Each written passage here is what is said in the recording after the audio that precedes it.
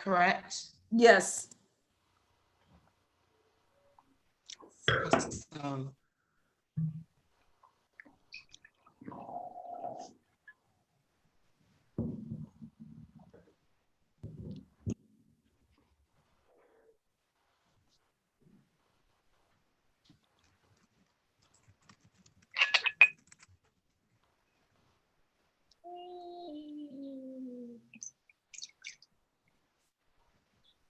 All right. So look like we are all set, guys. And yeah, 2 minutes early than normal. This is outstanding. This is how you end a year, okay? On time, early. Thanks everyone who's been holding us down. This is episode 19 of United We Taste. So I just want to give a shout out for everyone who's been joining. And it's just an honor to be able to call on wine professionals from China, from Napa Valley, from everywhere to kind of jump in and just be with us for these sessions and cover a lot of grounds with everyone. Normally, United We Taste, I should say, in the beginning, United We Taste started as an outreach, between Philippe and I as we were studying for wine already. And because of quarantining, we didn't have access to our normal wine professional groups, and being able to taste with them was something that gave, is part of the community. This is what we do in person, whether being, as I was working as a sommelier in Portugal or being in tasting groups, when I was in the Finger Lakes with Peter in October, you want to taste amongst folks who are smarter than you, who is on your level, so that you can actually learn something from them and have them expose something to you. And so that was the true nature of it, just community and wine professional community, so that we can learn from each other. And there's nothing better than having folks with experiences with foods and cultures from different places to help you strengthen your palate. So just want to give a cheers or a toast to everyone who's already joined us in the past. Thank you all for contributing to what United We Taste has become so far. So toast to you all. And with that being said, we even have two guests who've returned. We have Julie in Amsterdam, and we have Sapong in South Africa, was from the South African episode. So I'm excited to have them both back, and a few new faces. So before I go any further, for those who are new to this channel, my name is Cha McCoy. I am the founder of Cha Squared Hospitality, and I am a sommelier from New York City. That is my dog. He will be here for the remainder of the programming. His name is Hugh. And for the most part, just understand that wine education, wine events and experiences is my thing. And so I'm excited to this new virtual life to be able to extend that through United We Taste programming. And without further ado, I'd like to give a thank you to my co-host, Philippe, who's been with me all episodes, or most of them. Philippe is like, I'm in Portugal, girlfriend. I don't got all those wines here. So sometimes you have to tap out. He's like, yeah, I can't find no, I can't be with you for that chili, example. And that's the nature too of the global economy. Hopefully we'll get some of these wines, move into new countries so we can experience them in new ways too. So thanks, Philippe, for being here. Yeah, great. So my name is Philip. I'm calling you from a small town called Águeda in the wine region of Bairrada in Portugal. I work as a business consultant, and I also run a blog called Vinishima. And I'm really excited to be here today. What a great way to close this very strange year for all of us and to taste this fortified wine. So I'm really looking forward to it. So let's do this. Thanks, Philippe. And let me go ahead and swing it over to some of our returning guests. Julie. Hi, I'm Julie Resendes. I'm based in Amsterdam, Netherlands, which actually has no vineyards. We have a winery that we have, and it's sort of like a co-op that they buy grapes from different parts of the world. I own a school called Van Bella Academy, and we teach levels 1 through 3 for WSET, and I import wines from around the United States here and help do a Viti Club as well. And I'm grateful to come back. It's been really fun. Thanks, Julie. And we have Sapong. Hi, My name is Tepang Modisana. In 2016, I was named the Veritas Young Wine Writer of the Year. I hold a WCT Level 2, and I have an Advanced Brandy Certificate from the Cape Wine Academy. And at the moment, I've been keeping busy with a little podcast called In My Kitchen. I'm so delighted to be back. And, in South Africa, I think we have such a rich wine tradition and culture. And I'm so thrilled to Cha and Philippe for sharing this global wine community with me. Happy to have you back. Thank you. Peter? Yeah, hi. I'm Peter Bell, and I live in the Finger Lakes region of New York, which, if you're not from around here, you may need to know that it's nowhere near New York City, much closer to Niagara Falls. So right smack dab in the middle of the state, and there are these 11 long lakes and some contiguous vineyards. I've been here at Fox Run Vineyards as winemaker for 25 years. Thanks, Peter. And my New York City accent will always have me say Finger Licks. So just for anyone who, it will never stop. Finger Licks, I have to that's too much enunciating. We're just going to say Finger Licks every 5 seconds. So thanks, Peter, for joining us. And, for those of you who read any of my posts about Peter in the past, it's been just amazing. Most people know about Fox Run if you know anything about New York wines, but then once you know Peter and then you start meeting all the new kind of trendy winemakers everyone's talking about from New York, we start hearing Peter's name come up when you visit the other wineries so much. So he is definitely a mentor to many, and I'm excited to be in collaboration, in connection with him here in upstate New York. So thanks, Peter, again for joining. Wanda? Hello, good morning, good afternoon, everyone. My name is Wanda Cole Nicholson. I am the Chief Consultant of VinBev, which is a consultation education company. I was born and raised in St. Louis, Missouri, and I've got a lot of hospitality experience, a little over 20 years. Most of my wine education and experience comes from the wonderful Windy City of Chicago. I am very fortunate to be here with you all. And I have to admit, when Cha reached out to me and asked me to be a part, I got a little starstruck. I was like, oh my God, Cha McQuay wants me to be a part. I think it's amazing what you do. And even though times have been a little awkward with 2020, I'm fortunate to be able to spend it virtually with you all and send out 2020 on a good note. Thank you. Thanks, Wanda. And just to note, you've froze a bit, but we heard everything you said. So just if you wanted to undo your camera and try it and pop back in. So just a heads up. And trust me, the best part about this is that it's supposed to be with your community. It's we're not here. It's okay. Trust me, most of the ones I'm in, I have on a t-shirt.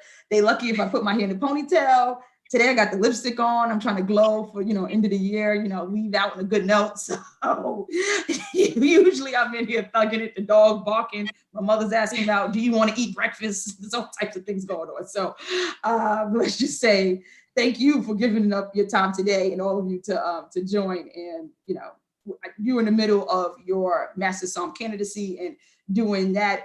I know that wine is top knowledge right now for you in all forms and all styles. So it's always great to have everyone in the room with all of the levels of education you have to contribute to these episodes. So it's even those who want to watch us and be the fly on the wall. That's why we do the live stream, but it's really so that we can learn from each other and be able to replay the videos. And that's the reason why I went straight to YouTube. So it's good if they're watching. If they're not, it's for us. And so without further ado, my soror, my sister Larissa, holding it down in Atlanta.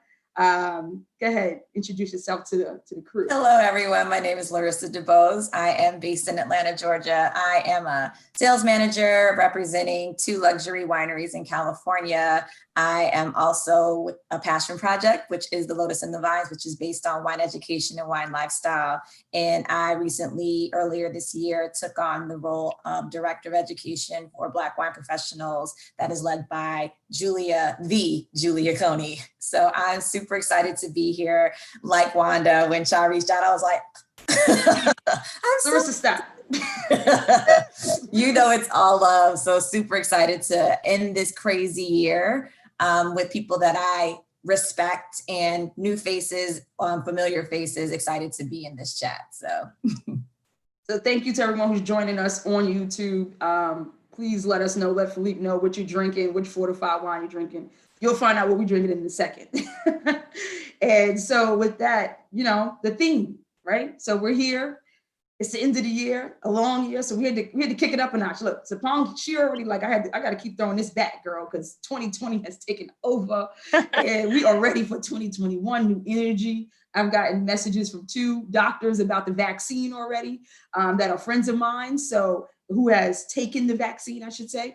And so it actually feels just good to hear, you know, going into 2021 that the vaccine is not some thing way out in the future, that people are actually taking it, that I respect and trust, not just reading it in the newspaper. So with all that in mind, I think we should just drink to that. But just the idea of moving into a new year, fresh start, and really just kind of think about a wine style that kind of gets little love unless you're in the places that it's from, right? So we're all going to taste through our fortified wines.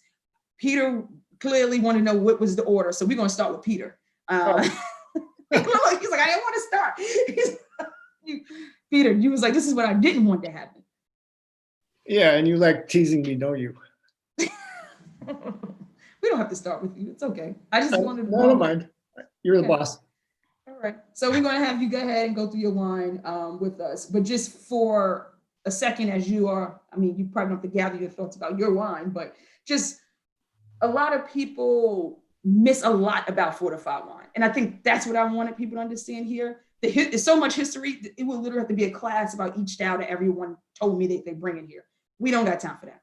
This is for us to enjoy it and think of ways like in Portugal, or especially in Europe, Southern Europe, we're definitely drinking it all season for the holidays. So, and in different ways. And so I just want people to think of the same way here in the States, that we're missing out something that can be either a nice tradition for the holiday season and beyond, you know. And so if with that in mind, if you want to go ahead and talk to us and give us a tasting notes of your fortified, well, I'm very excited.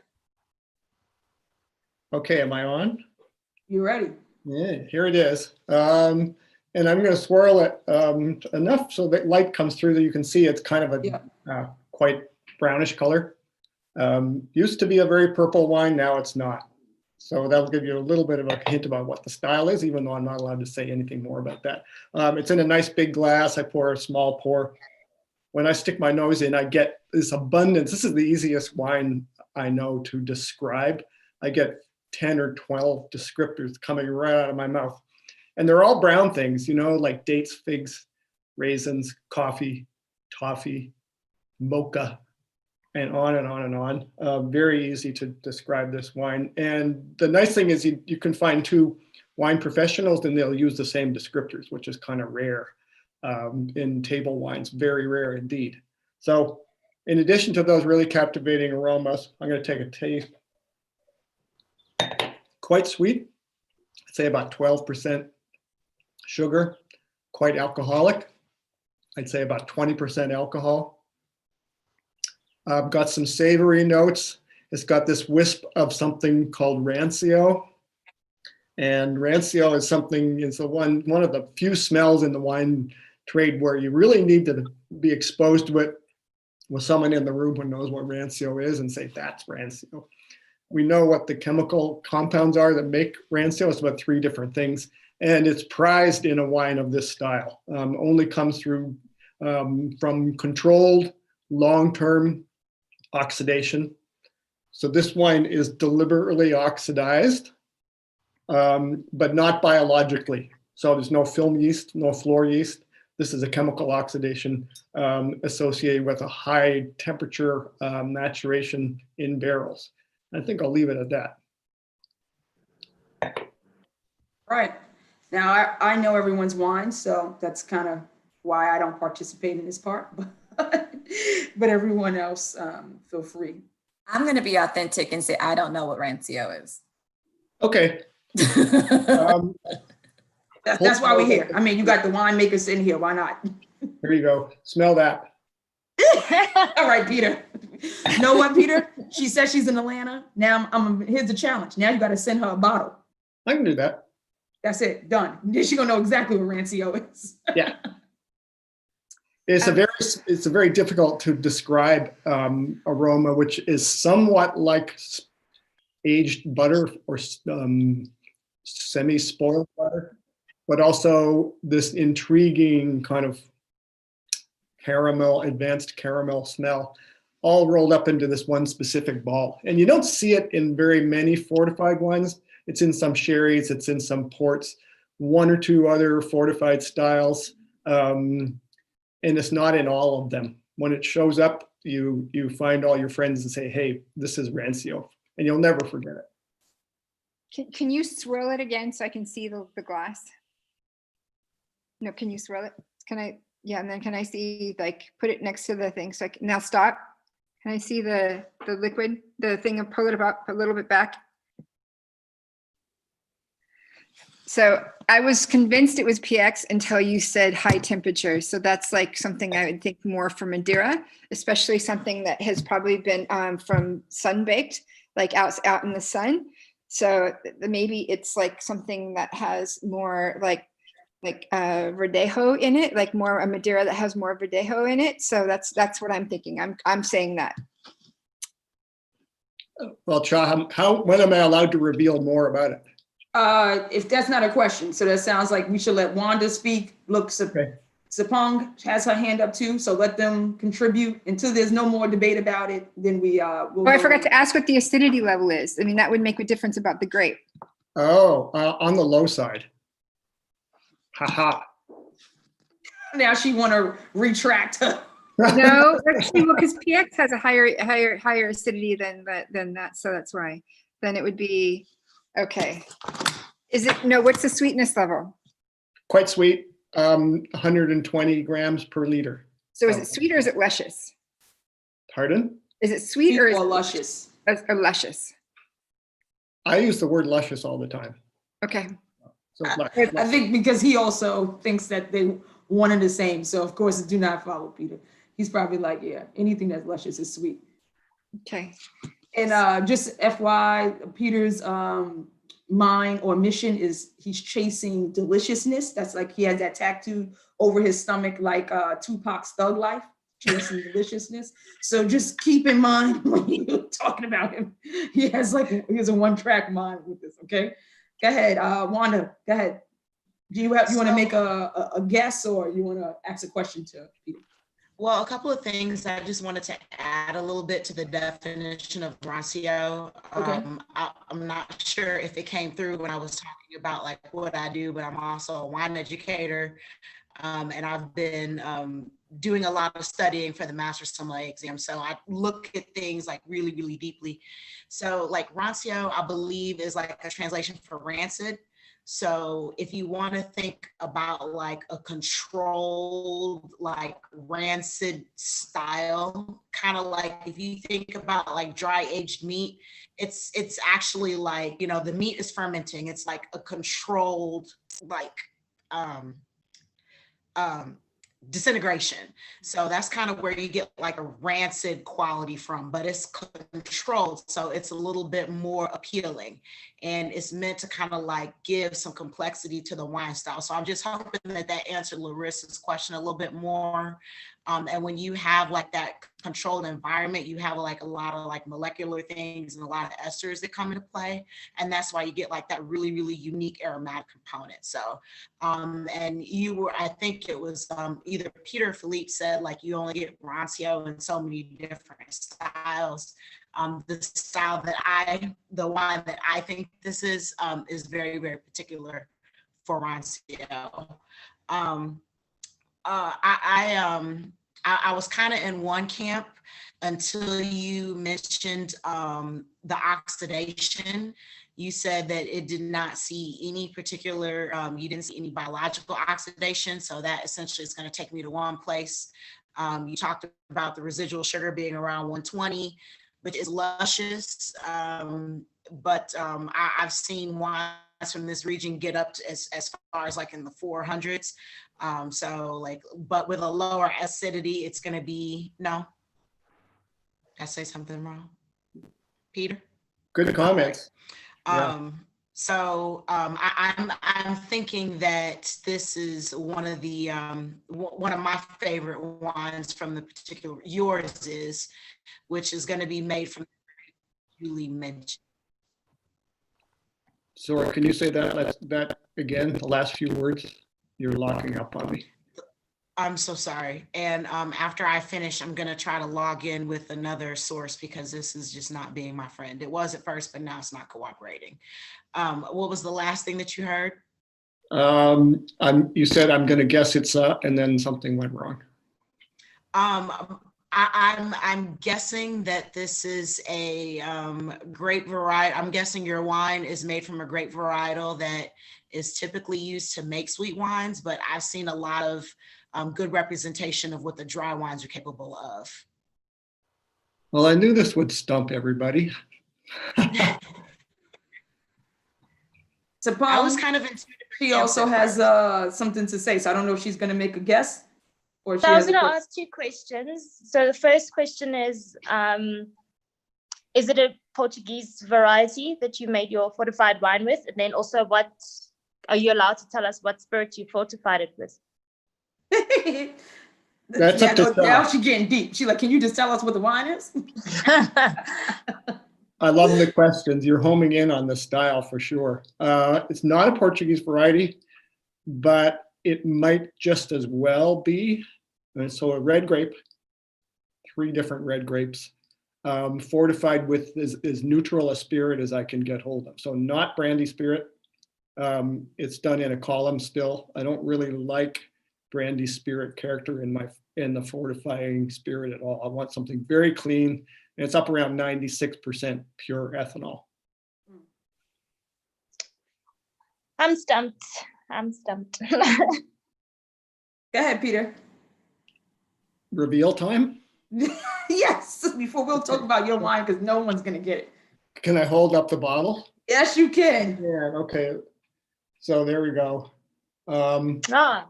Now, don't jump on me. It does have the word port in very small lettering, and but it's not really a port. It's made here in the Finger Lakes. We're grandfathered in on that particular term, even though we don't like using it. I would never use champagne or whatever. We have had zero success trying to find an alternative descriptor for a sweet red fortified wine. For some reason in this country, we're not even allowed to use the word fortified on the label because Americans apparently think that fortified means it has vitamins in it, like fortified cereals and things. So we're stumped on that. But anyway, it's called Fine Old Tawny. And vitamins? What? Laughing at vitamins. World. We are a special bunch.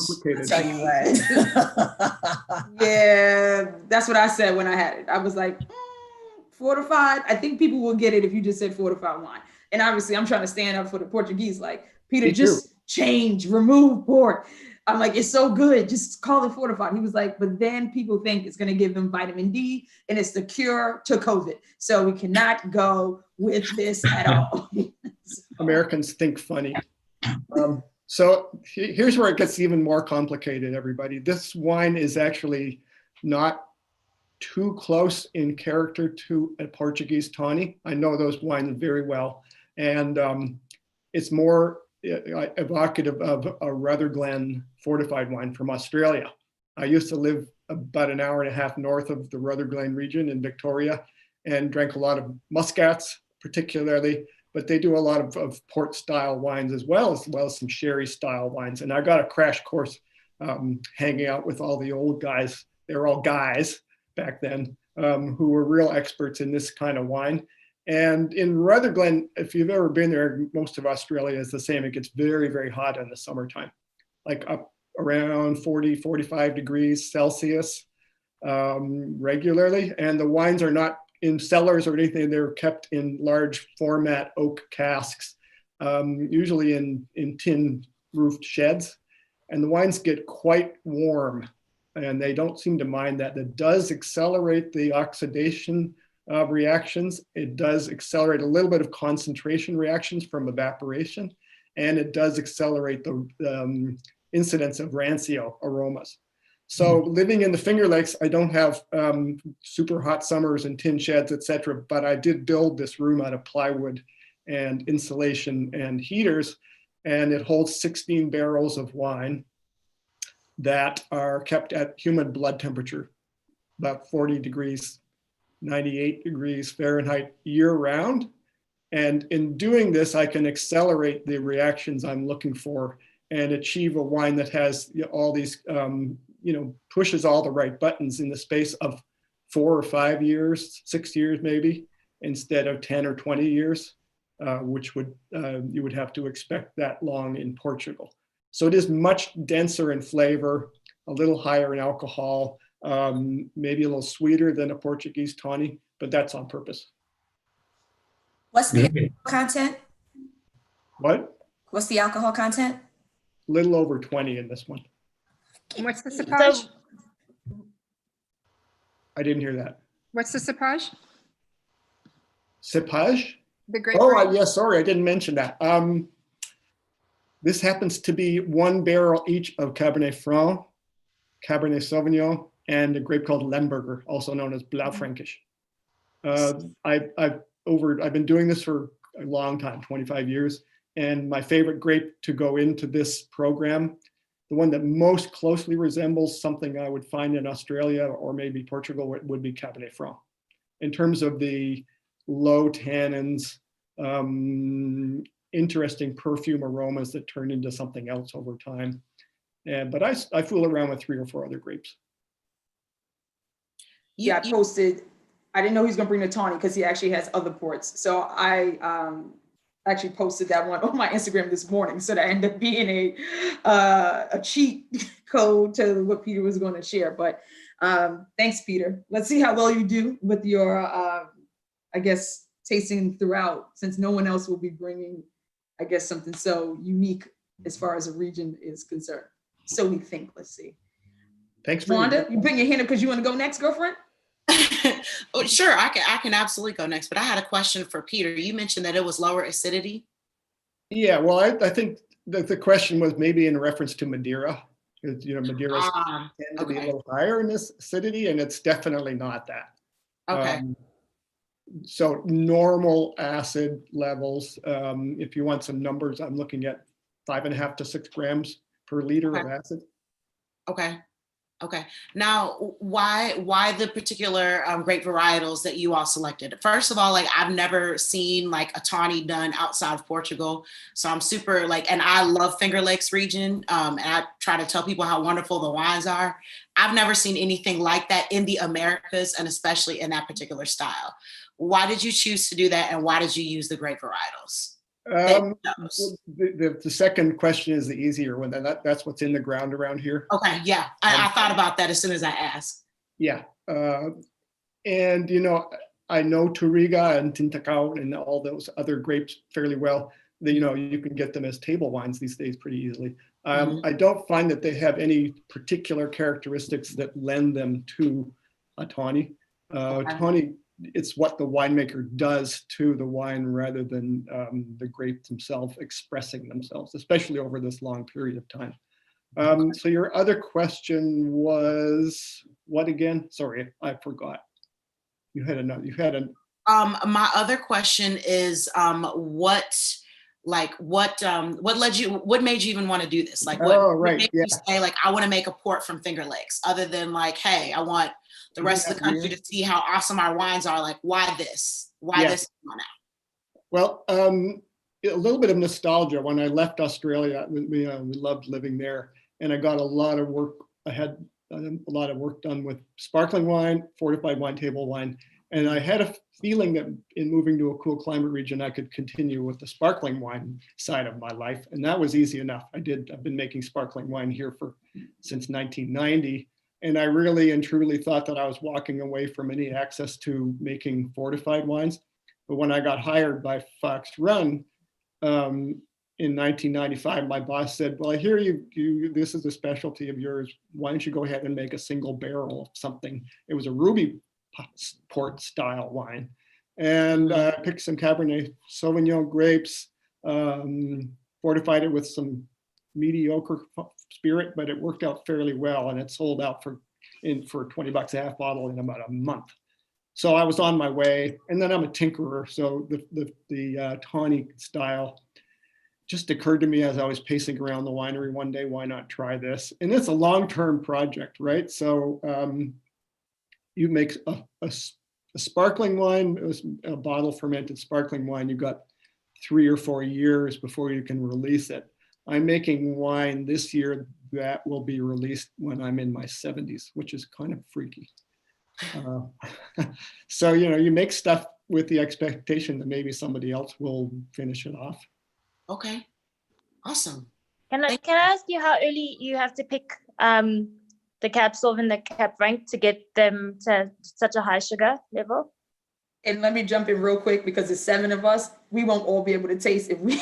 I know Peter has the wealth of knowledge because he actually made his, and so I do want you to answer, Tapong, but I want everybody to be able to share their fortified love today. Go ahead, Peter. The question was about the sugar level. It doesn't have to be particularly high. In Rutherglen, yes, it is quite high. They use a scale called Beaumet, and they might pick at 16 or 17 Beaumet. These are picked at in bricks, 20 or 21 bricks. Fortified while there's still quite a lot of sugar. Okay, I don't ferment this dry and then fortify it. So the sugar that's in here is naturally occurring grape sugar, and it also becomes sweet because of evaporation losses. Something you have to keep in mind when you stick a barrel in, it's going to get sweeter and sometimes more alcoholic as time goes by, just because of the water that's evaporating out of it.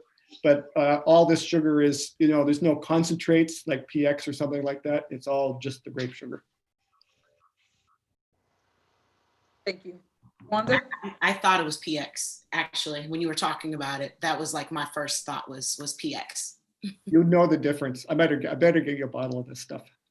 Sounds like everybody got bottles coming. So, well, at least us in the States. Yeah. I guess they go Christmas gifts. So, Larissa, Merry Christmas. Wanda, Merry Christmas. Okay. Thank you. You got some port coming your way. Fantastic. Looking forward to taste that port, Peter. No, don't send it to Philippe. The price is gonna go.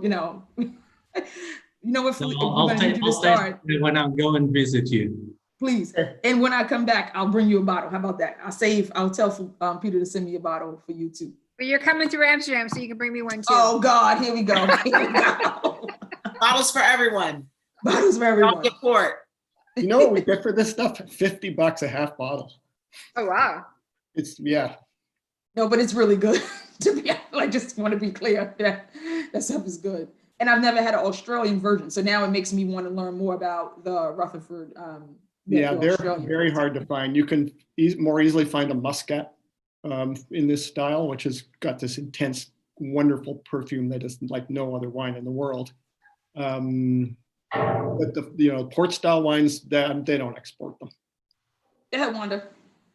All right.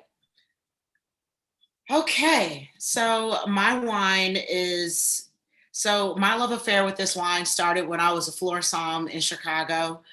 When I first started drinking wine, I never would have ventured into fortified wines, particularly some of the drier styles.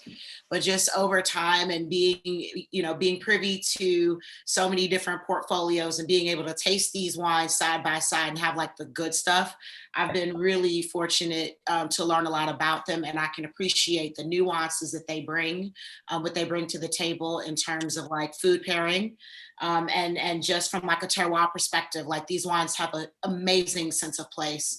And I personally am loving it. I'm having a really good time here, and I hope you all enjoy it too. And just another funny thing with me with Fortified, particularly the ones that are made in the oxidative style. My husband and I, we've been together for 10 years, and he absolutely hates anything with deliberate oxidation. So over years, I've learned that if I wanted to keep around some wine for myself, to get an oxidative style. So if it's something that's oxidative, he's not going to touch it, and there's just going to be more for mama, and I need more anyway than he does. But anyway, Amen. So on the nose, everything that's on the nose really Can we speaks see to the wine? I'm sorry. Yeah. Okay. But let's take a look at it. I'll go Wow. ahead and do this CMS style. So the wine has like a tawny golden raisin color with some hints of orange. And that tells you a little bit about how it's made, and it tells you a little bit about the grape varietal and the style that these wines make, that these grapes make when they're vinified. So legs on it are pretty standard for fortified wines. The nose, everything on this wine is like dried. I get like dried apricot, dried peach, some dried apples. There is a huge terroir component on here. When I put my nose in the glass, at first I was like, I smell iodine and kelp. But if I say that, people aren't necessarily they're not thinking like, okay, well, how do you know what kelp tastes like? So I figured out like, what is a good descriptor? And I came up with a nori, the seaweed wrap that sushi rolls are rolled in. Like if you've ever worked in a restaurant and like you walk past the sushi station, like that smell just comes and grabs you at the nose, and that's what's in this glass. In addition to like golden raisins, I mentioned apricot, burnt orange peel. There's some dried floral notes in here as well. The aromatic concentration is just really, really jumping out of the glass, which is another indicator of what it is. This wine is bone dry. The alcohol is about 20%. The acidity is higher than you would expect for it to be. The acidity, I think, was coming in at like 6.5 grams per liter. And then the sugar was balanced out at around 3 grams a liter. So if you kind of do the math, you say, okay, this is bone dry. Even though the acidity is a little bit lower than what you would consider high, it is a good balance when you compare it to the amount of residual sugar that's in it. Amazing with cuisine. I particularly like this style with like any dishes with saffron. I was eating peanut butter and salty pretzels with it. It goes really well with cured meats, hard cheeses, and other things that are grown alongside of where this wine is cultivated.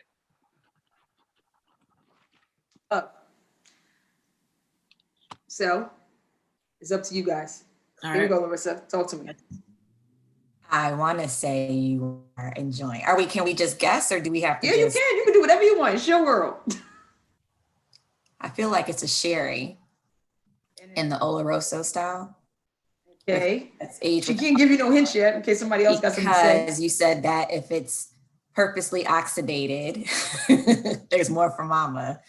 And I know that the pheno. So let me tell y'all, like, I had to pull out some books to even participate in this. Here for This this. is my area of ministry, but I'm remembering like pheno means like the floor was on while it was aging, so oxygen can't get in there. Mhm. So that's my guess. So That is Oloroso or that is Fino? Oloroso. Let Okay. me throw out another note for you all that I neglected to mention. Actually, two. Number one, this is aged in some older American barrels. And then number two, this wine has an indication of deliberate oxidation, but there's also some like natural organic stuff going along as well. So like you're getting like some, you're getting some interaction like from the air, from where it's grown, and you're also getting some from like the surrounding terroir and the organisms that are imparted into this juice while it's fermenting. So Well, you're I not think you're not wrong. I just forgot to give you some components that would push you in the right direction. I'm looking at that stuff and I'm thinking more Amontillado style. Oloroso looks a little pale for an Oloroso to me. Obviously not a Fino. I'm still a little bit thrown off by some of your descriptors, the apricot thing. When you started talking about that, I said, oh, botrytis, but clearly there's no botrytis in this one. But I'm thinking a warm climate wine to start with, south of Spain. Okay, we're gonna hold you there because we got Julie. Julie, talk to us. Well, when you talk about climate, so the only pieces that would be like, if the thing is, if you were saying climate and you were saying like, you know, the only place that would do that for in sherry would be like Manzanillo, like and San Lucar de Barrameda, but they make it, it's a lighter color. So I just kind of brushed that off. That's not it. So then I was like, okay, as far as terroir, let's go down to Madeira where we have, and I was like, okay, then it's probably in the Northern Island, a little bit more in the Northern Island made with more, and you said dry. So it was like Sorcel. But the color is a little kind of the one that's throwing me off a little bit because I know that they bake it and whatnot. And so I would say maybe they have it up there and it's got this, you know, the sun and stuff like this. I don't know. I'm a little stumped by this because Bone dry. So but Sorcel can be dry. It can be extra dry or dry. So so that's so I don't know. And I know that if it's okay, then if it's bone dry, it would, I would say, I don't know. If I would say if it, but the thing is for I think it's an Amontillado then. It's an Amontillado and it's So probably, you're retracting your Madeira comment and now we're going to sherry. Because I mean, if it's, she also said low acidity. So like Palomino has low acidity. So, but I would say, yeah, but you know, and it would, if it's salty and seaweed, then it'd be around San Lucar, but it's not a manzanilla. Maybe if they made it like a little bit Amontillado style there, then that's what I would suggest it probably is, from San Lucar de Barrameda. All right, final call. Wanda, go ahead. No one's. Can I do the big reveal? Big reveal. We're ready for you. Big reveal. Okay.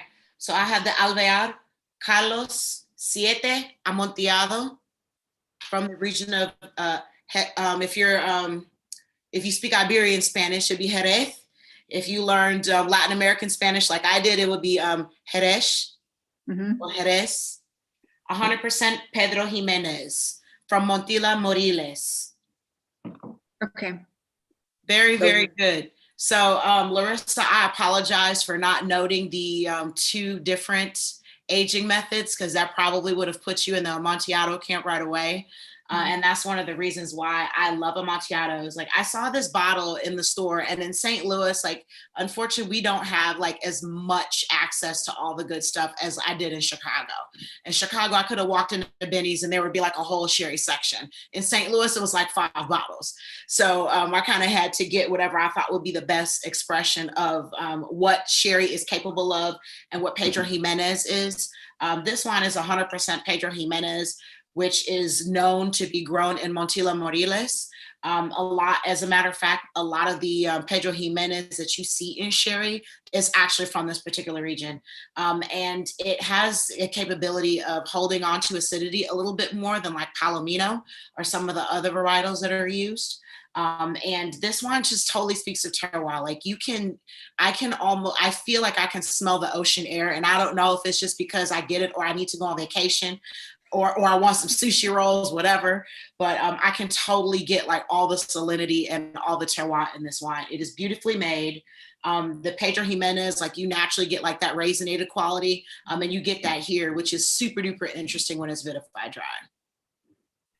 Awesome.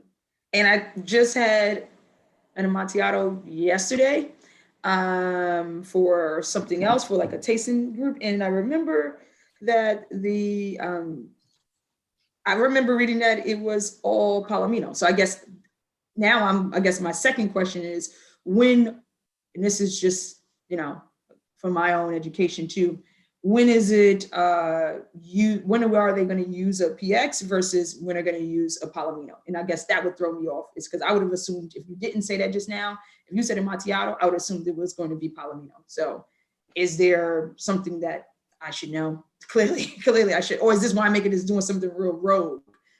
You know, I'm going to answer as a Som, and since we have a winemaker on here, I would, you know, I would love his input. It depends on whatever the winemaker wants to do. It depends on like whatever they're cultivating and what does best where they're growing it, and what type of style they want to use. I personally find that as a varietal, Pedro Jimenez is a little bit more expressive than Palomino. Palomino is really good in terms of like picking up textural components. But Pedro Jimenez is going to give you a little bit more in terms of like aromatics and structure. That's just my opinion. I didn't know if there was a rule. I thought, like, I guess it's one thing. Oh, a law? Like if there's a law in sherry and that says, I would have assumed that only Palomino was allowed. So that's why, if you said in a Amontillado, so maybe that's where I'm like, oh, maybe I'm off. I got to go back to the books with Larissa. And you see her post the other day about her studying and having nightmares at night, like, oh, wait a minute. Now, Wanda threw me for a loop. Wanda threw me for a loop. Now I got to go study that chapter again. So that's just the style. So the purpose of Amontillado is there's actually floor that develops.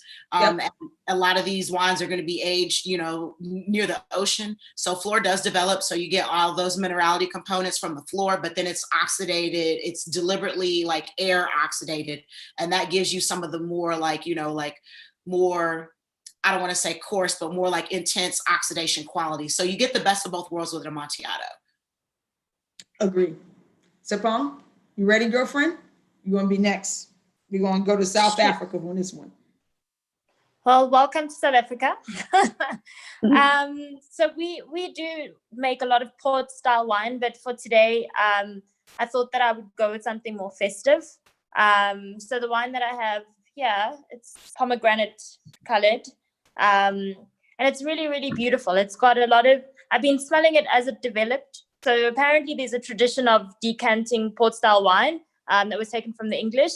Which I think is actually a really good idea because it's had time to have a little bit more texture and a little bit more layer for very sweet wine. It's incredibly complex. So the top notes is just a little bit of citrus and cinnamon. But as it's developed, I'm actually getting a little bit of Granny Smith apple on it. And then it's quite high in acid as well, but it's very, very sweet. So it's at about 248.9 grams per liter of sugar.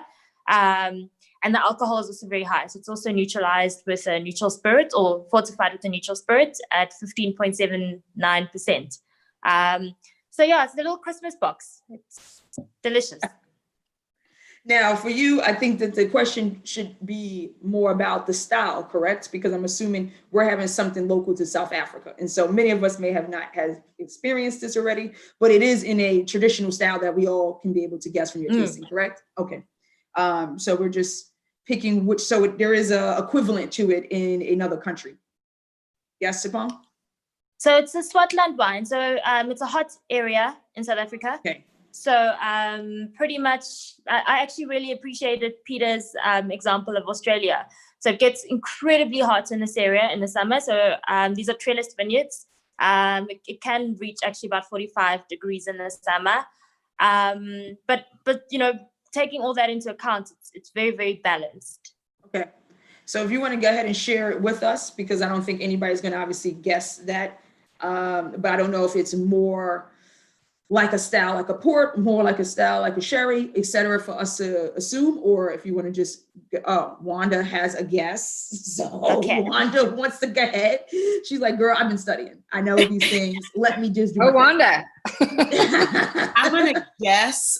You said the alcohol was 15.7. Oh, yeah, that's low. Okay. And is that deliberate? Okay, so you said Swartland, and I know that there's a lot of like Rhone grape varietals that are grown in Swartland, a lot of Grenache and Syrah. So I'm gonna guess it's one of those two, if not a blend of both. And I guess if it's the pomegranate note. Yeah. Can you show the color again? I don't want to force you to pour a little bit more, but if you can, fill it up a little bit more. So I'm happy to. I'm very happy to pour more. It's a Saturday night. Feel free. How's the acid, Chapang? What's the acid? Oh yeah, look at the color.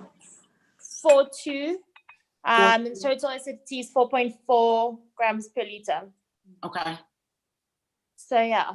And you said the RS is around 250? Yeah, it's very high. Very, very high. Yeah. So I also want to encourage you guys to, it's a bit of a playground wine. So it's not quite as serious. So we have been known to make some serious port style wine. There was a wine at the Cape Winemakers Guild auction that auctioned for about $500.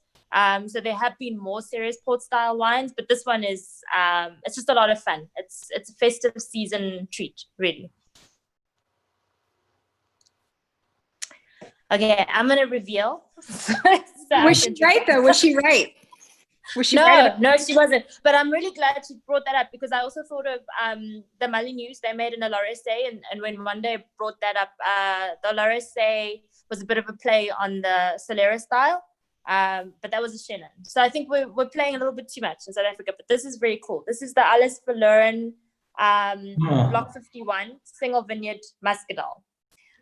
They also do actually make a port style wine out of Touriga Nacional. And Alles Verloren is named, the farm is named after a very sad incident where there was a fire in the 1700s and everything was lost. And I just thought of this year and what everybody has been going through and how much hope there is now. But I thought about how, we could go with that Tinta Baraka and the very serious port, or we could just say, this is a time for celebration and to just pause and reflect and be grateful. And I think that that's the mood right now in South Africa as we're experiencing our second wave as well. Can you generate some more aroma descriptors for us? Sure. So the top notes, I'm getting cherry and strawberry. And then also a little bit of, like I said, I'm getting a little bit of Granny Smith apple and orange peel, like marmalade. So that's, for me, that's just off the top. But I think it's also because it's had time to develop, because at the beginning it was just citrus and cinnamon. Fascinating. My only experience really with Fortifieds from South Africa is the cheap Parle sherry that my parents used to drink. I don't know. They still make that? Yes, they do. I'm sure many students would be happy to agree with you that so it's called Parle Pelé, I think. Yeah. So it's right at the bottom at the supermarket. I've seen it.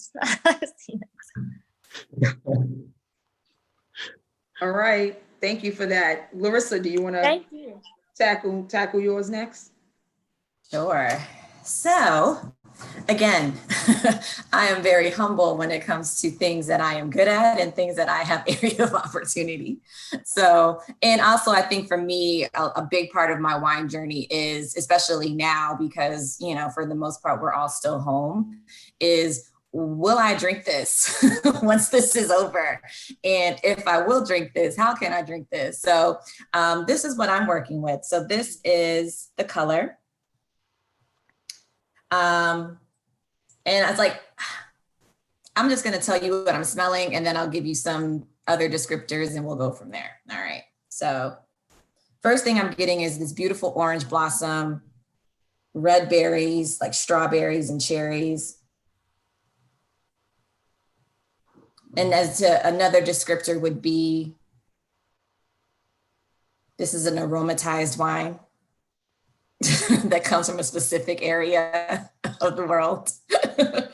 I might hit you now. Now I'm going to hit you. Go ahead, keep going. So on the palate,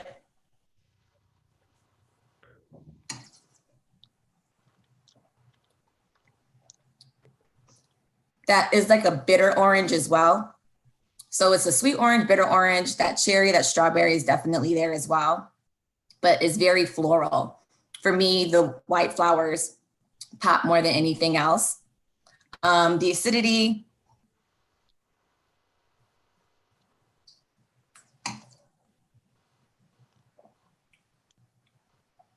it's not overwhelming. I would put it at like a medium. 17% alcohol, very juicy, very luscious. There is a sweetness to it, but again, it's not overwhelming. It's not cloying on the palate. And this should be served well chilled. Oh boy. Is this the style? Is it a sherry? When you tell us? Say that again, Peter. No, you can't tell us yes or no yet. So go ahead, Sapone. So you calling sherry? Mm, mm. Okay, so we have one vote for sherry. Do you want to say a style of sherry or? No, I'm blank, drawn blank. Okay. Philippe, I see your hand up. Go ahead. So Peter was sucking. Oh, Oh, thank you. I was just wondering if when we get the reveal, is it likely to be a style we know or should know, or is this something super obscure? I think it's pretty popular. Oh, I think it's pretty popular. I'm stumped. It's pretty popular. It's I don't know if that's a good O or a bad O, Peter, but. I wish I had some more ideas. Okay. Any other takers on this? It sounds interesting because it's got a lot of red fruit on it, which makes me think it's made from like either Grenache or Pinot Noir or something like that that's going to lend that red fruit. But then I'm a little thrown off by the color. So like I know that, you know, it's like, a humdinger. yeah. I've read about Grenaches that are that color, particularly from like, you know, Languedoc-Roussillon area, maybe even like the Southern Rhone. But I haven't like had enough of them, and I haven't been on the floor in a couple of years. So I haven't tasted them, so I'm a little, I'm a little lost. Like all of us. Yeah, Peter. It's not a vermouth, is it? Hold on. Is everybody else done? Oh, I'm not supposed to say yes or no. Sorry, I'm messing up. Yeah. Until we get everybody else votes is in. Anybody else? All votes casted. Julie, you on mute. But you said it was sweet. It had some sweetness to it. Mm-hmm. All right, so we got one for sherry. We got Peter going with vermouth. Wanda, anything? I'm gonna say either like a Grenache or Pinot Noir or something made in like a, you know, like Grenache style or something. I don't know. I'm assuming if she says the country is going to help everybody, so that's why I don't want her to say that either. So so we'll wait for that too. Or it could be an older vintage port also, since you mentioned like the cherry and all that. I don't know. You're good with France. France, you're super good with France. Aromatized wine. Oh, then it would be, if it was an aromatic grape variety, then it would be, okay, then it would be like, wait a minute. Julie, where you went? Okay. From the Petit Grain? Or Lillet. The rosé. The Lillet rosé. Good job, Wanda. Thank you. I'm like racking my brain. I'm like, okay, aromatized wine, like from France. Oh my God, somebody help. So I was gonna get the Rouge, but the shop that I always go to, they didn't have it. They had it. I ordered it, and they were like, "Ooh, sorry, we don't have it." I'm like, "Okay." You're like, you're the only lady in Atlanta asking for this right now. I know. They're like, take this rosé and go do whatever it is you're gonna go do. Listen, they're like, "Oh, we have plenty of that." I'm like, "I bet you do." But I've never had the rosé.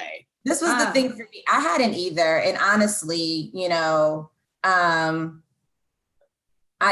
we're walking into winter. Obviously, being here in Atlanta, it's still, you know, kind of fallish vibes. But, you know, I actually made like a little cocktail. So this is an appearance. I saw you sipping. I was like, I see ice in a straw. I was like, now what she done did with it already? Yeah. So I just wanted something that I knew that I could work with afterwards. Like, again, like I never talk about any particular style of wine. I just know that I haven't completely developed my palate for certain wines, right? So I don't have, my husband and I aren't going to drink a port just because it was a long day. We're going to drink something else. So I'm like, okay, well, we can make some brunchy vibes with this and create a whole thing. But the interesting thing enough as well with Lillet is that they are super duper secretive.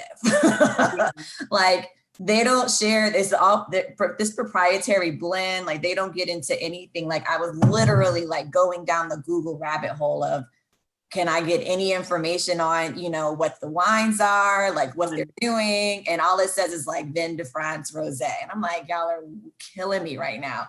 But, you know, the aromatics are real. I mean, I know the history of the oranges being sourced from the bitter oranges from Haiti and the oranges from Morocco and Turkey and Spain. So I mean, it definitely is what it is. I made a cocktail of this and sparkling water and lemon and some strawberries and some ice. And That's my fortified wine. Love it. Brava. Okay. I just, because first of all, you already done moved to cocktail, like in the middle of the tasting, which sounds like a 2-for-1 for me, you know? So, so I definitely appreciate that. And I don't know if or when, maybe I had one like in Paris, like a, you know, just like how when you in Italy, you get a spritz. I feel like just a nice day in Paris visiting, this is what they would put in a glass. So I need to start retracting. I have not had to, like, I probably experienced it and didn't know, you know, especially when you're in the moment, you're not asking for the bottle. You're just saying it's good, send another one. Just send another one of whatever that was, right? And so Lillet obviously has a distinct color when it comes to the rosé style. And a lot of people, which I was listening and I was like, this is sounding more like a rosé port. Now, a lot of people don't have access to that. Right. But once you get hooked, that's all you want. You're like, I want a rosé port and tonic. And I used to literally escape, bring some back to the States, make them at the restaurants that I control the wine list at, like as a special for the night. Like tonight, guess what we're gonna have today? And you know, and people are like, ooh, you just kicked it up a notch, like a whole nother level when you do the rosé version. So I can't wait for the world to open back up.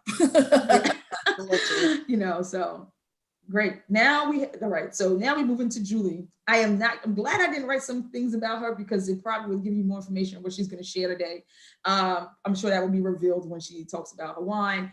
And then Philippe, we already know you're in Portugal, you're going to have something Portuguese. So that's why I'm like, we're going to leave the two obvious ones at the end. But I hope they, you know, went a little deep on this one to have us thinking a bit. So Julie, take it away. Okay. So here's the color here. It's actually more of what I would consider more pale amber, more pale amber in color. And it's very pronounced and it has like acetone and walnuts and hazelnuts and caramel, orange peel. It's a little salty and has like orange peel, candied orange peel, like really steeped chamomile tea, some hay, and a bit of like, you know, when you're walking along the streets of New York City and you have those roasted chestnuts, you know, those roasted things like that. That's just the nose. It's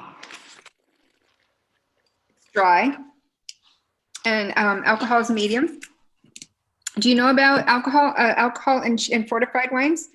So it goes to like high is above 18.5, and so medium is to like I think 17, and then or like 17, and then 17 to 18. It's like I think it's actually 17 to 18 to 19 is medium. So this is medium. It's dry. The finish is quite long. It's got like walnuts and like I said, dry. Walnuts and some caramel, like kind of like toasted caramel on there, a little bit like a dried orange peel. Again, the tea, like kind of chamomile tea, very floral. Some more hay, like dried kind of like smoky hay. It's got a smokiness to it. Talk about the body, Julie. It's more medium bodied. It's more medium body, but there is and there is a little bit of biscuitiness on as well. Where's the acidity? Where The would you put acidity is it? low. Low? Yeah. Any guesses? Can I see the glass again? Can you? Absolutely. Oh, that's pretty light. It's a little darker than it looks. It's just the light is quite, it's not so golden, but It looked at first like if it was even lighter, but now it changed. Huh. Any thoughts? Well, some of those descriptors sort of suggest a floor sherry, but some of them do not. And if the alcohol is where it is, it's almost certainly not a floor sherry, which would come in at about 15%. Mm-hmm. The export versions used to be a little higher, but now they're all 15%. So I'm a little stumped. Where'd you put the sugar? I'm sorry, I forgot. Dry. Dry, okay. Mm-hmm. You're not wrong, Peter. Well, it's an export version of a floor sherry. Maybe that's, Export. No, it's Wait, no. Think about it. It's a little bit dark. It's got a little bit more of a golden color, so we know it's not a pheno. A and pheno. remember, she is in Europe, so she has a version that we won't get here. Well, that we'll never see. It's very possible. Yeah. Me and Larissa will never get it. You all in New York City probably, we never will. okay, so are we back into Amontillado territory? Maybe even Manzanilla. Mhm. Is it super like? You got a guess? A ton of salinity. Yeah, it is an Amontillado. So Yeah. again, it started off as a floor, something that came from floor. And then what happens is, the floor dies, either they kill it or they do it, and then it becomes oxidative. So it should have pheno qualities and it should have a little olorosa qualities, but it shouldn't have, it's kind of in between. Sort of an Is this from anomaly. Palomino then? Yeah, Palomino. So this is El Maestro. It's actually 12 years old, so that means it's the average age. It's inside there. It's actually quite nice. I love sherry. I'm actually a sherry specialist. So Yeah, that's why I didn't let her say that, because then everybody would know she's. Can you talk to me really quickly about what you would pair with your sherry? Okay, do you have fish and chips? Where you're from? Mhm. Fish and chips are fantastic with Okay. thing. They did this one thing. I actually didn't even realize this until I was at Bodega Barbadillo, and they took a fish and they took a whole fish and soaked it in vinegar, like sherry vinegar, and then they battered it with salt and pepper and fried it. It's like fish and chips with vinegar, and it was so good. And also like bacalao that's whipped up with some garlic and stuff like this. Like it can handle stuff like this, like octopus. It can handle like gambas. It can handle like really like Thai food. It can handle, sherry's like amazing. It can pair with so much stuff. Really good. I used this the other day, not the same one, but I had a macchiato that was less like Wanda's and more like Julie's, and it was from Palomino. And I actually did it for for the flight crew as our pairing with caviar. So White Surgeon has a different creamy, buttery, tasty note, and so it plays up to that style. And of course, everything right now is about like sparkling wines. But then I threw in a monkey wrench, and I said, you know what, we're going to have this Amontillado with the caviar. So everybody was prepared to have the cava, but they weren't prepared to do the pairing with the sherry. And people were like, hands down, this one was the best one, because obviously also there's different types of caviar, and I felt like one would speak more to the sparkling wine, and then the other spoke more to the Amontillado that I poured. So I feel like that was, for me, fish and Amontillado, or any of the phenos, usually you can find a style of fish that goes well with it. Wanda, I don't know your experience on the floor, if you have a favorite Amontillado pairing, or even a Palomino pairing that you think would work for Larissa to know as well. All the foods that have been mentioned have one thing in common, at least, and it's a lot of salinity. And I'm a sherry fanatic too, so hands across the Atlantic on that. With wines like this Fino or a good Amontillado, I go real simple. So I like some Manchego cheese, and I like some green olives, and I like some toasted almonds, and nothing else. And I'll make a meal out of that. Aged Gouda, which is really good. We have Gouda here. Gouda for you guys who don't speak Dutch. It's Gouda for you other people. It's Gouda. But yeah, it's really good. Even potato chips, it's like super salty and stuff like this. I really love it. And actually, when you pair sherry stuff like this, the alcohol actually kind of like softens if you do the salty stuff. And it actually, you just have to be careful, because it is like usually, 15 to 19 to 20% So you have to really be careful, because you can't drink it as like you would a glass of wine. But it really pairs well. Two of my favorite things to pair Amontillado when I was working the floor at a Catalan restaurant was anything with Romesco sauce and like the Romesco condiment. It's not really a sauce, it's more like a if you want to think about it in American terms, like almost like a dip per se. And that is almond based, and it really, really plays off like some of like the like walnut aromas and flavors that you get.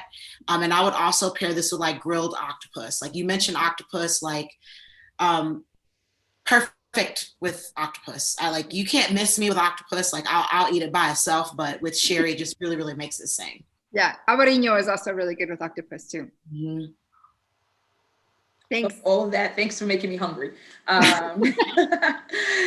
Philippe, I mean, we got to give, I feel bad because I really thought it was going to be like a bunch of ports and all this Portugal love fest going on. So the fact that we spoke so much about Spain, it actually, you know, is interesting. But come on, let's see, let's give Portugal some love. Yeah, of course. Well, I'm really blessed to have so many styles of fortified wine in Portugal. I've been drinking a style for too long, so I've started tasting other styles. And the one that I bring you today, it's the one that I've been enjoying a lot lately. So I'd like to share with you.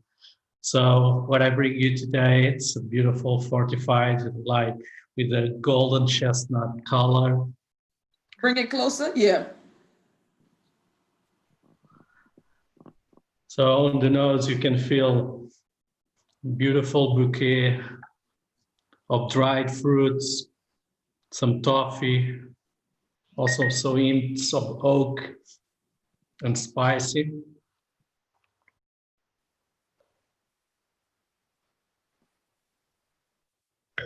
Beautiful wine, a very rich wine, very luscious. It's full body, alcohol is high, acidity is balanced.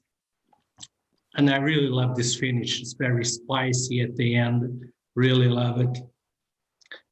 You can feel it. It's a aged wine. It has been developing for a while. It's actually a blend of two grapes that I will show you later. It's really a classic fortified Portuguese wine, and pretty much that you already noticed. But it's one that I've been enjoying a lot. So toast to you. Thank you. All right, as Philippe take that last sip, any questions for Philippe? Can you talk about, can you talk a little bit more about like the different fruits and non-fruits that you're getting? And you said the acidity was balanced. So is it just balanced in reference to the wine, or is it like, would you put it like in the high, medium, low camp? Now I can tell you the acidity is 5.5 grams per liter. Okay. Can also talk about the alcohol, it's 19.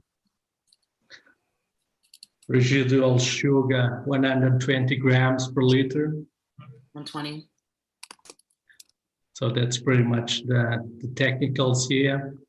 It's a blend of two grapes. It had been aging separately for 5 years. What else? You said it's from Portugal. Is it a Douro wine or? Okay, no, we can't do that. No. Because if it's from Douro, then it's only one thing, right? It's fortified wine. So, All right. You can also feel you have some sense of salinity here on this wine. But Philippe, he's trying to help you out, Sapong. I think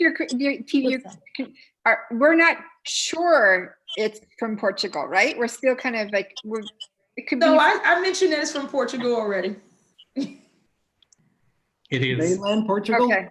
I bet you, because you showed me what it was. That's why I said I'm not guessing because I know what it is. Oh. You said only 2 grapes. Oh, wait a minute. Now, if it's not from Portugal, now I feel like I don't know what the hell it is. Well, here's you mentioned that it was from 2 grapes, and when you first said that you were from Portugal or whatever, I figured, okay, well, it's probably going to be port. But then when I looked at it and the way that you described it, it looks like it could be either a couple of different things. It could be a tawny, it could be an aged tawny, but then I also thought about wines from Setúbal. And those are, I believe those are Muscat de Petit Grand. And then there's another, they allow a little bit more grapes. So like if I had to guess, that's probably where I would go. Madeira is pretty much going to be single great varietals.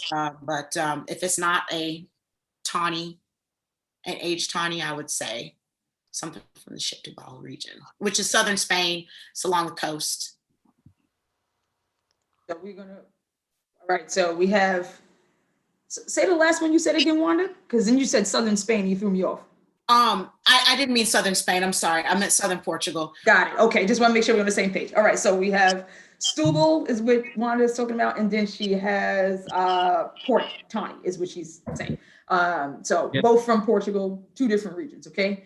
And that's the fun part, because if we could just call this fortified wines from Portugal, and is enough to have a whole conversation about. Mhm. So who else is gonna give a guess here? So Not we me. got where Topanga's going. She already said Doro was in her mind. So we know where she was going with this one. Peter, did you want to say anything? Julie's not gonna say anything because she got a reveal from Philippe early. Yeah, I'm just gonna rule out the islands Okay. of Portugal. And But why would you say that when he says salinity? What? He mentioned salinity. Yeah. Why would you rule out islands? Yeah, I'm not like, I don't know anything about the salinity of this wine particularly, Okay. but he could be deceiving us and making us think it's mainland Portugal. And I doubt it, but I want to mention that anyway. Okay. So no islands, so mainland Portugal, which leaves 3 other options, by the way, if we're talking about Portugal. So Larissa, I already see the eyelash rub. She's like, I'm gonna stay on mute. I'm just gonna take this all in. It's a hard pass for me, sis. I can I talk a think little bit about the history. Maybe you can frame Let's do out- that. Let's talk about. Let's make a moment happen for Portugal. Yes. Yeah, it's a very I feel strong. I feel classic confident. wine. It has been on the day one of the foundation of your country. You toasted the Declaration of Independence with this. Oh. Madeira. Here. So it's really a Go ahead. Madeira. Show the bottle. It's from Blandis. They're doing Madeira from the 1811. This is a 5-year reserve. It's a blend of Gual and Malmsey. So it has been aging in American oak for 5 years separately, and they just blend it after that. So I really love this wine. I've been drinking port for too much. So I started drinking Madeira for a while, even Moscato from Setúbal. It's something that I'm really enjoying, even for cocktails. So I think Madeira deserves a well place in this kind of fortified wines, not even for the history, but because it's so beautiful wine. So Nice. again, a toast to you all. Thank you. Cheers. Thanks for the Madeira, Philippe. I just knew people were going to be coming with all the ports, so I was like, we can't do port, okay? Because that would be a thing. So that obviously gives you some information that mine is not a port, okay? So here we are on color, nice light, Beautiful. giving it all to you. All right, allspice, star anise, tree bark, prunes, ginseng root. This is me right now. Orange bitters, like orange bitter oil. And that's just from me taking notes as everybody else has been tasting. So I was here just jotting them down for you all. I didn't want to leave anything out. And on the nose, the main thing, that ginseng, I was like, what is it? What is it? Because I was about to say something else. And I was like, ginger. It has this ginger spice more on the palate. But it really is ginseng. And if you've ever had ginseng in any form, I feel like you know ginseng when you have it.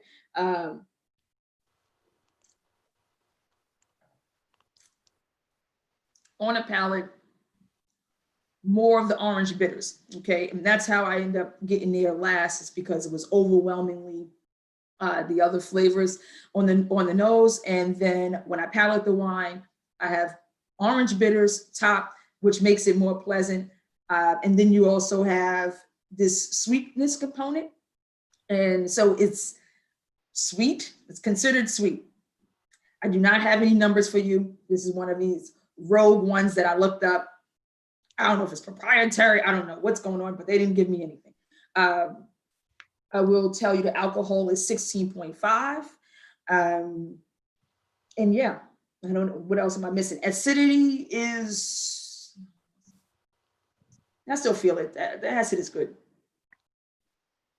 How's the oak? Is it a major player? No.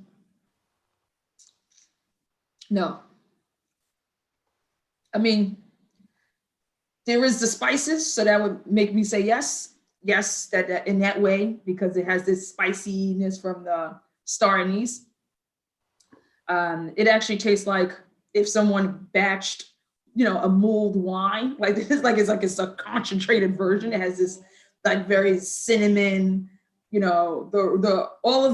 everything from a fresh version of this versus everything that's more of this concentrated. Everyone has all these pre-batch mixes already, and I feel like no, that's not what cinnamon tastes raw. Like, so it actually tastes like cinnamon stick more than like a powdered version in a glass. Can I see the picture? Can I see the color? Yes, please.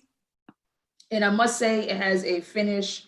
We have a candy in Portugal that's called Dr. Bayard, and it's a very medicinal black candy. Philippe is already excited because once you have it, you will never go back. It's like you got a cold, you go, let me go get that. You just need that 1 mint. You're like cured for life. So there's this. Do I have a background? Does this help? It sounds like Jägermeister. But that's an alcohol. I was going to say, do we have botanicals in the mix here? That was my next question. Yeah, it sounds like Jägermeister or Amaro. Yeah. Can you answer that, Cha, without giving it away? I don't want to answer much about it. If I do, you're gonna know the answer. So I can go there. I can go there. Y'all ready? I mean, it sounds like we might as well just bring it on. Yes, there's tons of botanicals. To be exact, there's 53. It's Fernet. It's a Fernet or what's the other one? Jägermeister. What's Jägermeister? What if I told you it was said earlier? It probably was when Larissa, when we were going through the vermouth. Is it Barolo Canado? No, it is vermouth. It is. And I thought it was interesting because I just knew everybody was going to have sherries and ports, etc. And I was like, you know what? I'm going to throw everybody off. And then Larissa threw everybody off. And I said, okay, well, then come on, girlfriend. Let's just, I said, let me get a vermouth. And then everyone's representing where they from, which was cool. And a part of like this moment too, Peter bringing his Finger Lakes one, Philippe bringing Madeira from Portugal, Tapang got her a South African. And I was like, let me go ahead and get one from New York. So I got a nice New York little city vermouth. And they actually get their grapes from New York as well. They did say that. Peter made it sound like he got the answer to this. Do you have more information about this vermouth? Okay. It is bottled in the Finger Lakes at Finger Lakes Distilling. So it does mention that much, but it was founded by it says a recipe born in Harlem. And since I'm from Harlem and I'm a recipe born from Harlem, I thought it was a nice way to close the year. And it mentions even on the website about the 53 botanicals, all coming from New York State. The grapes is from New York State. They do not tell me, however, what grapes they are, but as they do have a green and red. So this is what they consider they're sweet and the red one, and they also have a green one. So yeah, I was interested. I recently did a project with Noli Pratt. And so I ended up learning more about vermouth through getting ready for that project. And so then I've been kicking it like, oh, let me find some more small batch vermouths out there. And I was excited to learn about this one. I went and helped out at a friend's store, and this one was at the store that I was working at. Apparently someplace in Brooklyn that makes their own stuff. They even make their own Amaro down there. Yeah, it's a woman-owned one called Uncouth Vermouth. She's in Brooklyn. And so she's cool too. So yeah, so I just thought let's bring this aromatized Fortified just to kick things up. a notch. And I think vermouth get left out the question. And I know we're already at an hour 22. And so I want to make sure I at least ask one question to you guys. Let's see, two questions. One, why do you think there's such a complexity? Larissa is very well educated in wine, but she also was someone that has some trepidation when I called her and said, hey, we're gonna do fortified wine in December. Now, how much notice I gave your girlfriend? Like 2 months. Like, she was like, oh, I was like, what's going on? You know, and and then there's people like Julie who's like, okay, I'm a sherry specialist. So it's almost like you almost got to become a specialist to be into it. But the whole world is not going to take the time to become a specialist to understand it, nor is the wine industry. I feel like some of us is like, nobody's asking about that.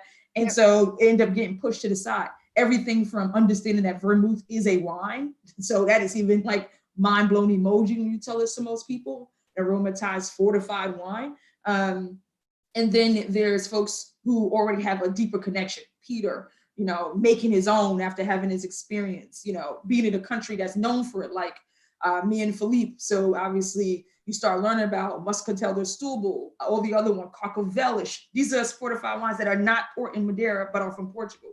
And so I end up learning more and using them on the floor when I saw them in theirs. But so what does it really take? This is more of like a broader question to whether you're in Joburg, Cape Town, Amsterdam. Why is fortified wine not having its moment like it should? And which ones, and the ones that are, maybe based on where you live at, what's bringing it back? I guess I'm very interested just to hear from the different areas in the world that we all located.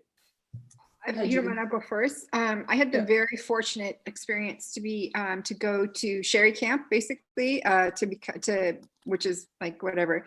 The Consejo de Regulator in Jerez invited me to go because I'm an educator to go down there and spend a week learning about it. And they took us around to all the different bodegas, even from González Villas, and we tasted all these different wines, and you know, Bodegas Nathaniel and Barbadillo and like smaller places and whatnot, and did a lot of like showed us the terroir, showed us about how things were, you know, the viticulture, and we got to taste all these wines and whatnot, and these really beautiful luncheons and dinners, and that experience changed me because I got to be able to see like you have to see it, you have to see the space. You have to see like the place where it's grown. You have to see like the food, and then even just stepping out a little bit into Sevilla, because I spent a couple of days there just eating, seeing how they pair it up with the food as well.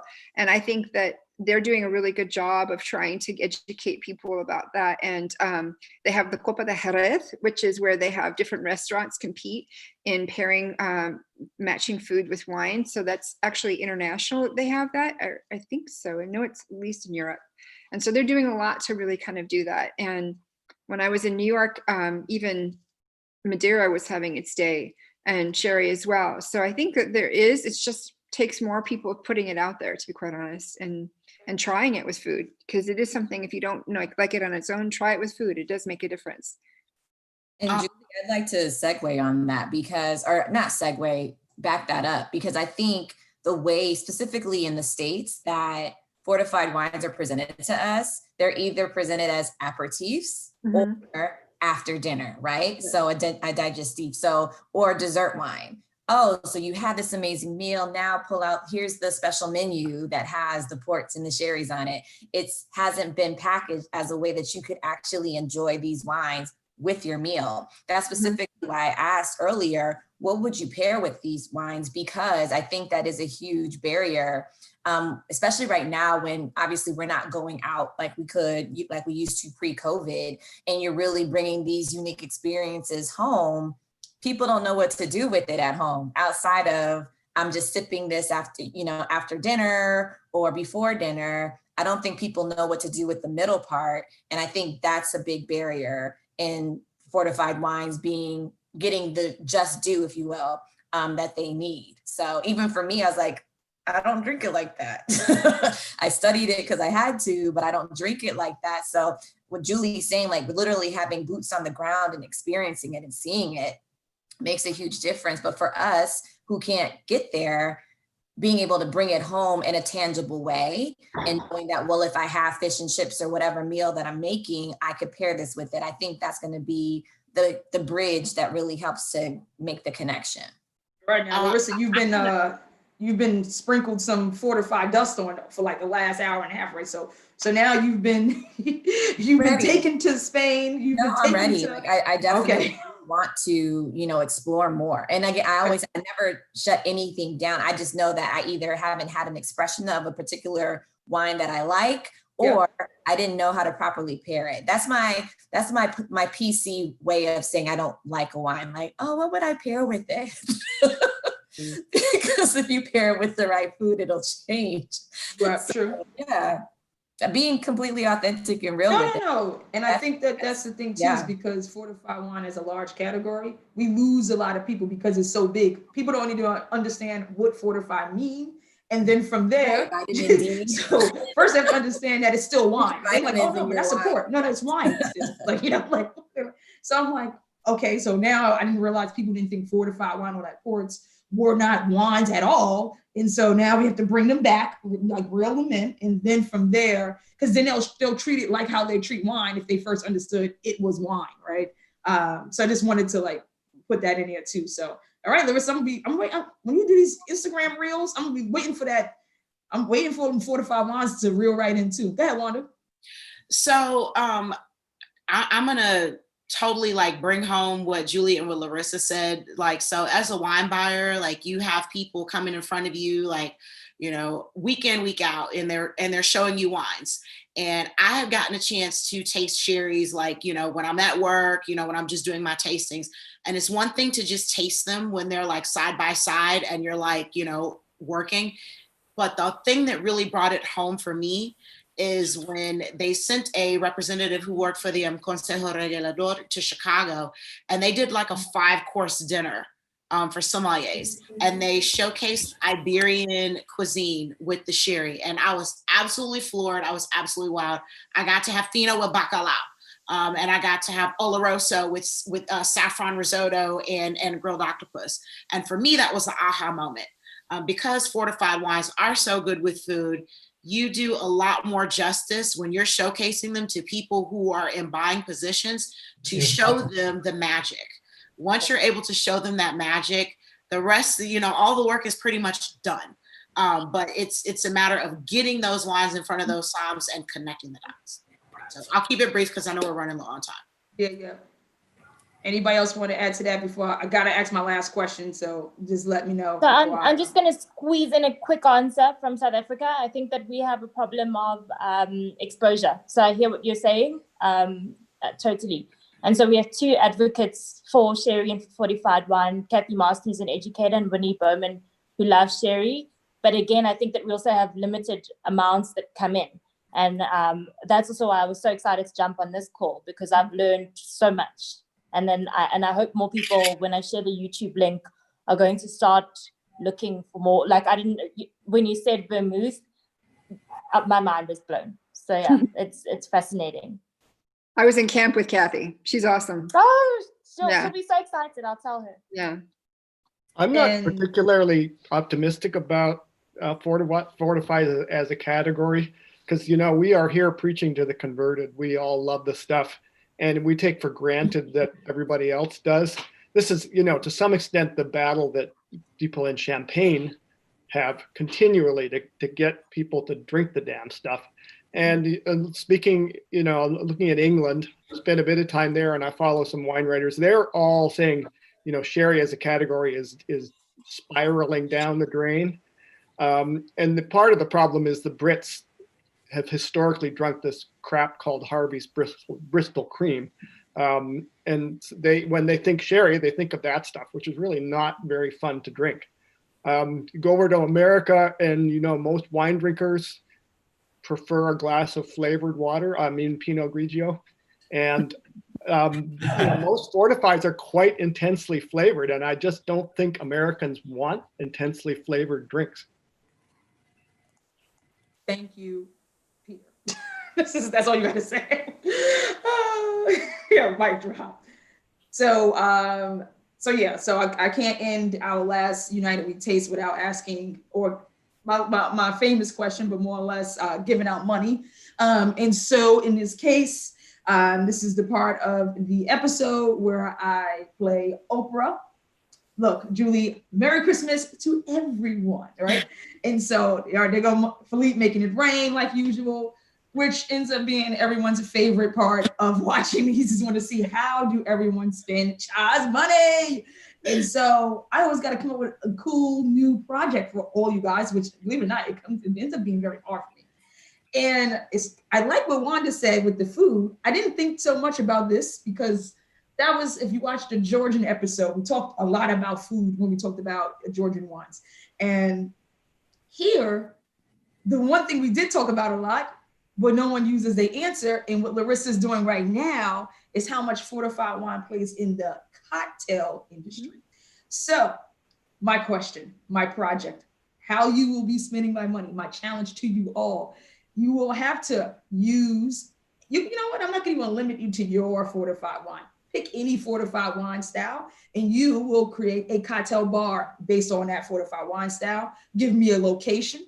Tell me where it's going to be, what city, what's the vibe, what's the theme. I'm assuming you're going to go along with whatever style you have. And, take us there because we all want to, like Wanda said, maybe we need a vacation right now. So let's channel us in for 2021, more travel, more sherry camps in the future, And so let me know what style, and I would prefer it to not be from the place of origin. So obviously not opening a sherry bar in Spain. So in this case, take me to, or at least not in Jerez. So take me to where we're going. Give me a city, give me a theme. And if you even want to go a step further, give me a cocktail. It could be one that you created. Larissa's like, girl, that's the stuff you're supposed to tell me in advance. Why you tell me this? But this is because it's fun and it makes you think on your toes and allows you to be a little bit more creative. The world's your oyster. Like that's what this moment is for. So think about, and guess what? Philippe never knows the questions either. Anybody who listens to Philippe, even though he sounds so poetic and graceful when he answers, he doesn't know these questions. I just kind of throw them out here to him too. So Peter, you ready to go. I don't know. You got this, like, I'm already locked and loaded. I know where my bar is opening up at. I know what style. Talk to me. You ready already? How you spending my money? Me? Everyone has to answer. Yes, everybody. Me, yes. Oh boy. I would go for a tapas bar. You're gonna go for a tapas bar. What style of fortified wine and where is this tapas bar? And we said tapas, everyone, not a topless. Okay, Yeah, I know. People have misheard me on that before. So yeah. We just, when they replay this, we got to make sure that's not, you don't got to. Yeah. There's a really great tapas restaurant in Ithaca, New York, which is a little bit of an anomaly. Yeah, it's in the middle of the Finger Lakes, which is kind of Trump country. Not kind of, it is. But Ithaca happens to be the smartest city in America because of all the academics and people from around the world who live there and visit there. So they've had this long-standing restaurant called Just to Taste. And it's my kind of food because I don't eat a lot. I love little plates of things. I love sherry, you can get that. The cool thing about, and this is being very— Sounds like you're going to be in competition with this place. If you're going to open yours up next to them? No, I would find a different city maybe. But I'm using them as a model. And I'm also being very self-absorbed here because when I lived in Spain, I'm not a late night guy, so dinner starting at 10 p.m. is really not going to happen. So I would just go out for tapas, and that would be my dinner. It would be everybody else's pre-dinner snack. So I've got a little bit of a skin in the game just for that. But I'd have to find some other customers that felt the same way. You got a city. You got to come back to. You got to give me a city where you're gonna have this tapas bar. So I'm assuming it's gonna be sherry themed, and it's gonna be a tapas bar, and you got to give me a location. Brooklyn. There we go. So we got Peter Bell's Sherry Bar happening in Brooklyn. All right. Who's next? Come on, Julie. Okay. Am I on mute? So there's this place in Villalba, Spain, which is just about 100 kilometers from Santiago, Compostela de Santiago. And it's like a Michelin starred restaurant. It's called Mesa Campo. And I just kind of stumbled in there, and they have the grilled octopus, la planchas, with like this paprika on there. And then they have this kind of sort of like, it's not a clam, but it's like a cross between it's almost like a sea scallop that they have there. It's so nice. It's like really it's so nice. So I would do like I would do sherry with this kind of food with them, and do a tasting menu with that. And it's amazing food. It's really, really amazing. It's in this little tiny town, and it's really the only Michelin starred restaurant in this town, and it's really pretty like in the middle of nowhere. So that's what I would do. Where's it at again? In Villalba. Where is that? It's in Spain. Villalba. Yeah, but where? Give me more, go more macro on me. Here's Santiago de Compostela, and then you just kind of go. It's along the when I did the Camino, it's along the Camino there. It's about 100 miles from Santiago, or 100 kilometers from there. And You're it in was the north. Yeah, I was doing it the Camino, and I got really tired. I wanted to have fancy food, and I was like, please give me a fancy restaurant.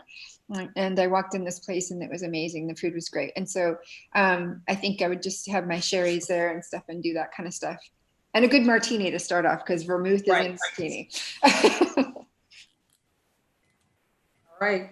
So now we're in northern Spain. We have a sherry bar. So we basically getting what? The Rios Bayish, we trying to get them converted. We want them to start drinking more sherries. Did you find people drinking sherry there or not? Oh, okay. I didn't know if it was. Okay. Drink a lot of vermouth too there too. So it sounds like more of like a pit stop of like a sleepy town. So we went from like hip Brooklyn with sherry to now we're going to like a more rustic, deserted, more location. All right, I'm into it.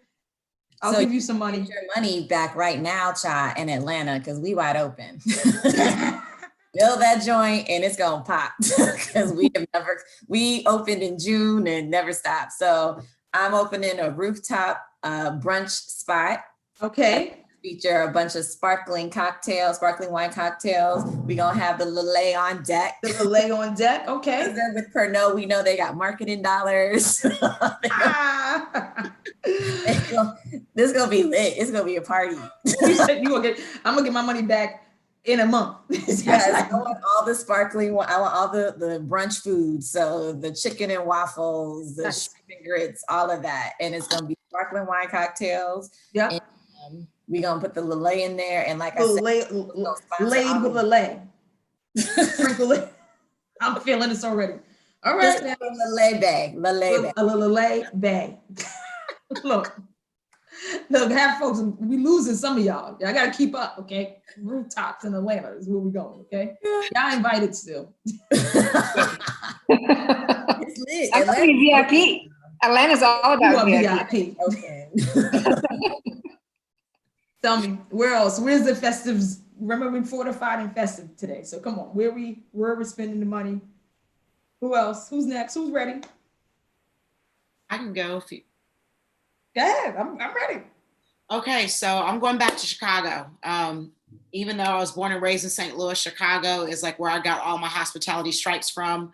It's an amazing city. It is a vibrant city. And one thing that can be said about you can, like, are the people flaky or whatever? Do they have to? Maybe, but one thing is for sure in Chicago, we like to drink. And we drink in all seasons and all weather, come hell or high water, good times and the bad. So I'm actually going to do a sherry cocktail, and my cocktail is either going to be with a Amontillado or an Oloroso, something with a little bit more like of that richness and that savory character.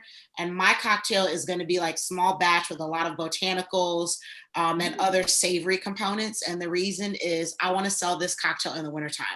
And I want to sell it at places like the Violet Hour, where people are more apt to venture out and try something different. And I'm also going to sell it at places like the aviary, where you got some really, really good food to match with that.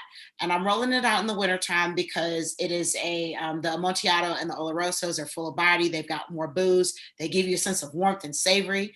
And also in the wintertime, it's colder. What better time to move your product and to make more money and to find something new and adventurous than the wintertime. Summertime kind of takes care of itself. Wintertime needs a little bit of help. So I think that you bring in a cocktail with an Amontillado and an Oloroso, pair it with some great food, bring all like that savory and some botanicals and other minerality, and your guests will be sold. I'm sold. Another Julie's coming back from Amsterdam, giving you some love in Chicago. Send us the invitation. Send us the invite. Absolutely. Yes, perfect. Come on, Tapang, Philippe. I'm ready for you guys to come to Joburg. So we have a beautiful city all year round. The sun is shining. So I don't want to go to Santon. I don't want it to be fancy. I want it to be an after work spot. It's generally going to be a gin bar, so it's for the Negroni set. But what I would actually do is I would take this gorgeous muscadel that we've had, this gorgeous fortified muscadel, that pour a little bit of ginger ale, burn a bit of orange, throw it in, cinnamon spice. And so the bar is for the grown and sexy. So everybody's coming in their suits. Yes. They're coming in their suits after work. They're extremely hungry. They want things that are going to fill them. So we're doing a Mozambican chicken menu, lots of fish, lots of seafood, everything spicy, everything delicious. Yeah, come over. The next She said time, that's girl. it. So, Tapang, can we put this in the Mabune neighborhood? Because that's my crowd. That's the artsy. Yes, come down good. to Maboneng where the lights Okay, are. good. Ain't nothing like Mabune. I love that town. I love that. It's the Harlem of Joburg. That's what I call it. That's what we call it. Wow. It's the vibe. So yeah, all right. You got my money too. Philippe, how you spending my money? Well, this time I'm going to New York. What? You coming to New York? Yeah. Oh God, Peter, we got competition. Yes, I'm going to New York and I'm opening a Madeira restaurant. I'm doing Madeira tonic cocktails for everybody. I'm serving Vieiras seafood. I'm serving octopus. Of course. Then he gonna just rub it all in. And this time I'm going to surprise you. I'm going to New York. Okay, thanks for surprising me. So show me the money. You just wanted me to really give you the money this time. You was like, I think she may got it now. Thank you. I mean, I normally just at least give where my head was going with this. I love this idea of having vermouth bars in different places. So, me having the communion and doing pop-ups, I just like the idea of doing like a pop-up idea of vermouth bar. So just popping around. But I think that if I had to choose anything, and I think the IBDP will kill me if I didn't say this, is because I really believe in port wines and the versatility of port. So I know we didn't really talk much about port from Portugal, but when I had the rosé port that literally one place I knew had it here, and it was in Massachusetts. And, a lot of people don't talk much about white port, so they don't even know it exists. So I really feel like, port wines need to like have its more moment. So I just think that when it comes to fortified education, the port is being used and people do know what Taylor port is, et cetera, but they have no idea anything behind it, the history, where it's from, that it's even from Portugal sometimes. I had people flying into Portugal and like, oh, port wine's from here. Like as I'm hosting them in a wine tasting in Portugal, I'm like, girl, you came here and didn't know that part? So sometimes I'm like, okay, we really need to do better. And a lot of us is saying we are wine educators. And I really think that's something that we really need to understand, is that a lot of folks are asking for our help with questions like that. So, so we need to do better. So hopefully this is continued studies for all of us. We all may not have the time to be able to dedicate to be a sherry specialist, but hopefully we'll incorporate fortified wine in more of our conversation about wines and look into some more unique styles that's from different places, like South Africa, like Australia, like the Finger Lakes, and really give some love so that we can extend it to the smaller batch guys that are here that's doing the same. And yeah, thank you all. Happy New Year, Merry Christmas, Happy Hanukkahs. Let's go for another toast. Thanks for for all the love. Thanks to everyone who's been